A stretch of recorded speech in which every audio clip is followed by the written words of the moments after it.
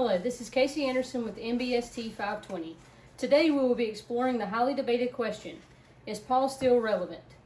Let's focus on Paul's letters known as the epistles and how they aided in shaping subsequent cultures, ethics, Christian theology, and global practices. Paul is relevant today because his writings respond to questions that have plagued humans for generations. His letters articulate the teaching of grace, salvation for all through Christ, and the change brought about by love and submission. His letters to the early Christian communities such as the Corinthians, Galatians, and Romans address struggles that transcend time, such as division among people, the problem of self-change, and the struggle to find purpose in an evil world. In Romans 12, Paul calls believers not to live like everyone else, but to free oneself from cultural requirements. People can also feel the contemporary truth of his message of love as described in 1 Corinthians 13, patient, kind, and lasting. Critics approach Paul as irrelevant, or worse, misogynistic, homophobic, chauvinistic, a bully, overly dogmatic, and intolerant.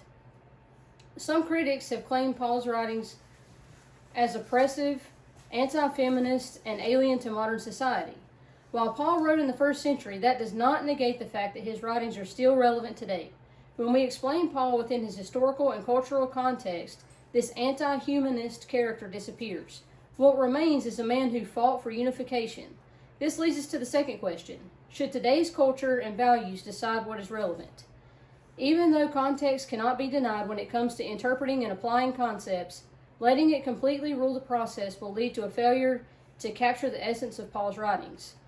Paul's epistles help us remember that some values, like the sanctity of human life, the need to be humble, and the virtues of love for one's neighbor, do not belong to any given period of history or culture.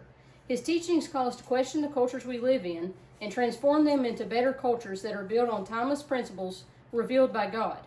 So is Paul still relevant? Absolutely.